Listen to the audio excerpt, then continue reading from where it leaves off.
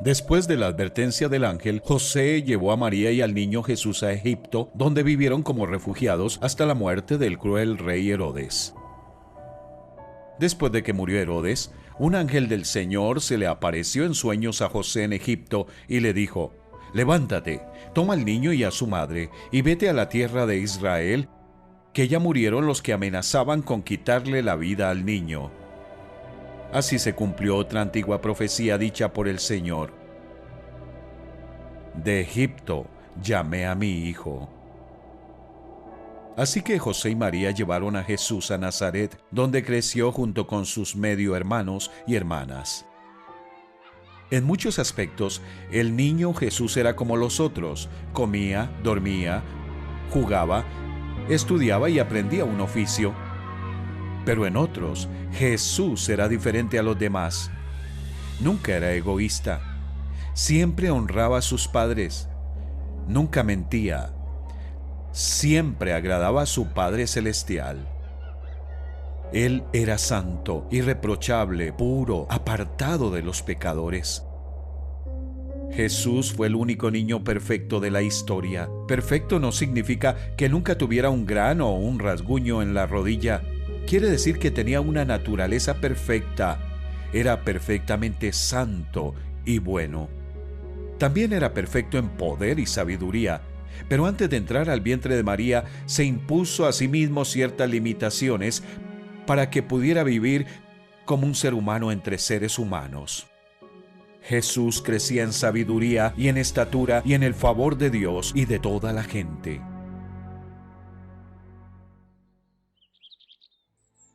Cuando Jesús tuvo 12 años, viajó con sus padres desde Nazaret hasta Jerusalén para la fiesta anual del sacrificio, conocida como la Pascua. Mientras que sus amigos de la infancia exploraban la gran ciudad, Jesús pasó la semana en el patio del templo, sentado entre los maestros, escuchándoles y haciendo preguntas.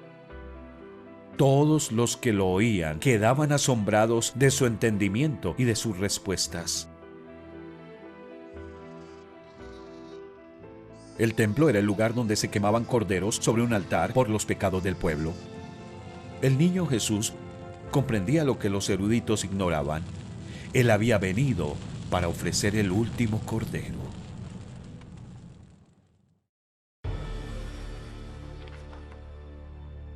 Habían pasado 30 años desde el nacimiento de Jesús en Belén.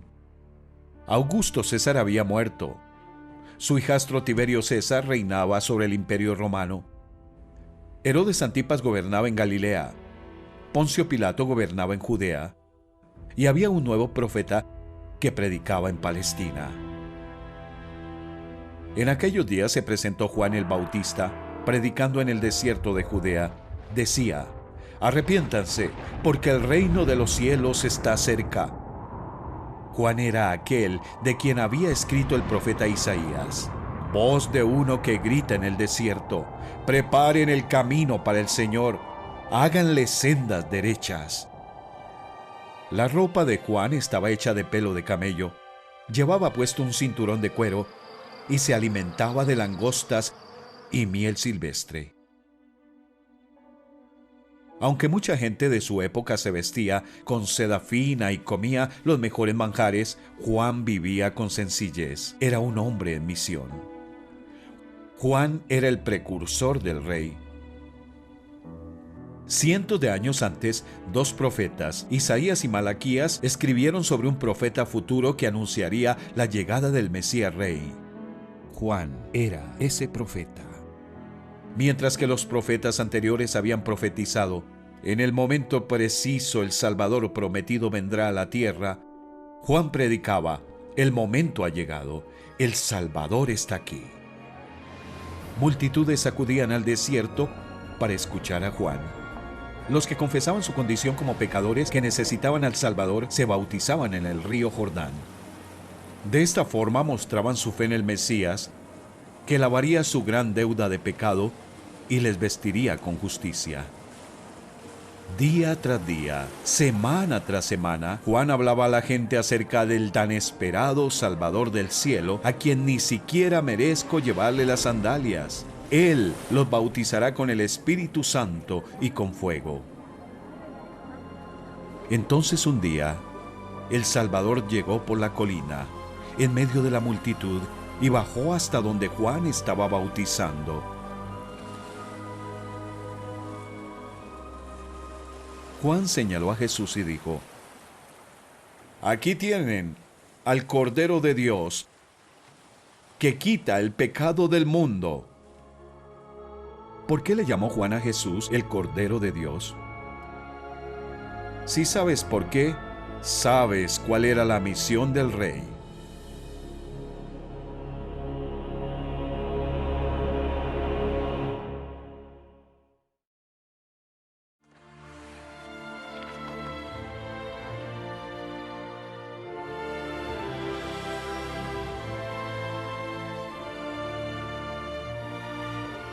Jesús pidió a Juan que le bautizara. Juan protestó porque el Mesías Rey que había venido del cielo no necesitaba arrepentirse. Dejémoslo así por ahora, pues nos conviene cumplir con lo que es justo. Le contestó Jesús. Así que Juan bautizó a Jesús. Al bautizarse, Jesús mostró que pertenecía a la familia humana que había venido a rescatar. Tan pronto como Jesús fue bautizado, subió del agua. En ese momento se abrió el cielo y él vio al Espíritu de Dios bajar como una paloma y posarse sobre él. Y una voz del cielo decía: Este es mi Hijo amado. Estoy muy complacido con él. Como en el primer día de la creación, la compleja unidad de Dios se manifiesta de nuevo. Así como Dios, su Espíritu y su palabra, Verbo, trabajaron como uno para crear el mundo, ahora obrarían como uno para salvarlo. Vemos al Espíritu de Dios, que en el principio iba y venía sobre la superficie de las aguas, descender sobre Jesús. Observamos al Hijo de Dios, la palabra o el Verbo que creó el mundo, emerger del río. Oímos al Padre hablar desde el cielo. Durante los últimos 30 años, Jesús había vivido lejos del ojo público, pero su Padre en el cielo había observado cada pensamiento, palabra y acción. ¿Y cuál fue su veredicto sobre la vida de su Hijo? Estoy muy complacido con él. En toda la historia humana, Jesús es el único que hizo todo lo que Dios exige. Todo, siempre, perfectamente. Jesús hizo lo que Adán no logró hacer, reflejar la imagen de Dios, pero hizo más que reflejar. Jesús era su imagen.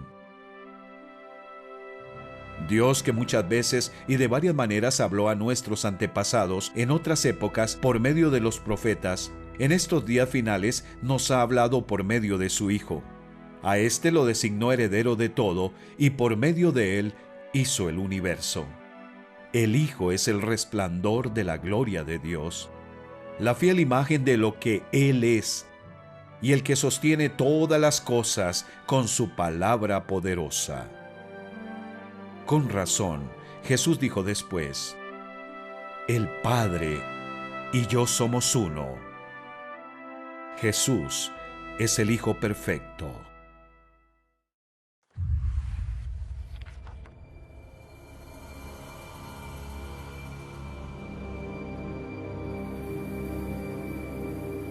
Satanás no estaba contento de ver a este hombre perfecto viviendo en su reino. Pero el diablo tenía una estrategia. Así como había tentado al primer hombre a pecar, ahora intentaría conseguir que este hombre pecara. Satanás quería poner a Jesús bajo su control, así como hizo con Adán. Si el Hijo de Dios podía ser tentado a pecar, no estaría capacitado para salvar a su pueblo de sus pecados. Luego el Espíritu llevó a Jesús al desierto para que el diablo lo sometiera a tentación. Después de ayunar 40 días y 40 noches, tuvo hambre. El tentador se le acercó y le propuso: «Si eres el Hijo de Dios, ordena estas piedras que se conviertan en pan». Jesús tenía hambre, pero no obedeció al diablo. No actuaría fuera de la voluntad de su Padre, ni usaría su poder infinito para satisfacer sus deseos humanos. Para combatir al diablo, Jesús citó de la Torá de Moisés: «Escrito está, no solo de pan vive el hombre, sino de toda palabra que sale de la boca de Dios». En su orgullo estúpido, el diablo intentó otra vez tentar al santo.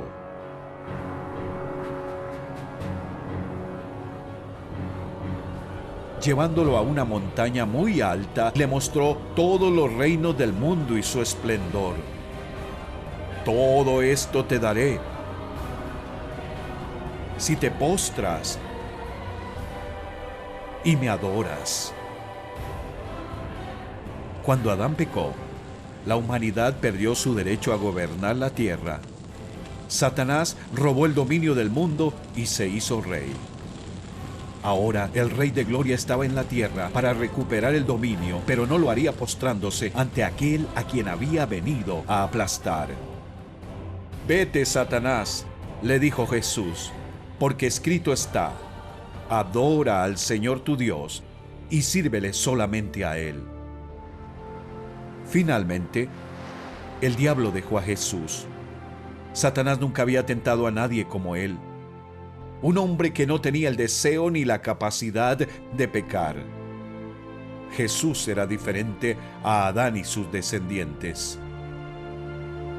El primer hombre era del polvo de la tierra, el segundo hombre del cielo. Adán fue el primer hombre perfecto. Jesús fue el segundo. Cuando Satanás tentó a Adán a pecar, Adán perdió y Satanás ganó. Cuando Satanás intentó conseguir que Jesús pecara, Satanás perdió y Jesús ganó. El primer hombre nos llevó al reino de Satanás de pecado y muerte. El segundo hombre vino a sacarnos de ahí.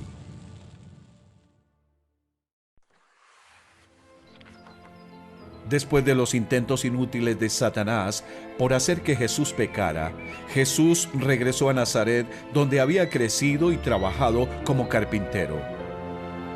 Un sábado entró en la sinagoga, como era su costumbre. La sinagoga era un lugar de adoración donde se leían y se explicaban las Escrituras cada sábado. Ese sábado en particular, Jesús tenía un anuncio que hacer. Se levantó para hacer la lectura y le entregaron el libro del profeta Isaías. Al desenrollarlo, encontró el lugar donde está escrito: «El Espíritu del Señor está sobre mí, por cuanto me ha ungido para anunciar buenas nuevas a los pobres. Me ha enviado a proclamar la libertad a los cautivos y dar vista a los ciegos». Lo que Jesús había leído en las Escrituras era una antigua profecía sobre el Mesías Rey que enseñaría al mundo cómo es Dios y rescataría a los pecadores del dominio de Satanás, del pecado, de la muerte y del infierno. Luego Jesús enrolló el libro, se lo devolvió al ayudante y se sentó. Todos los que estaban en la sinagoga lo miraban detenidamente, y él comenzó a hablarles: «Hoy se cumple esta escritura en presencia de ustedes». ¿Cómo reaccionaron los vecinos de Jesús ante su afirmación de ser el Mesías, venido del cielo para cumplir lo que los profetas habían dicho? Al oír esto, todos los que estaban en la sinagoga se enfurecieron. Se levantaron, lo expulsaron del pueblo y lo llevaron hasta la cumbre de la colina sobre la que estaba construido el pueblo para tirarlo por el precipicio. Pero él pasó por en medio de ellos y se fue. Jesús tenía el dominio, a diferencia de los descendientes de Adán, infectados por el pecado y moribundos. El Mesías, rey ungido por Dios, estaba en perfecto control. Nadie podía tocarle a menos que él lo permitiera, pero él sí los tocaría a ellos.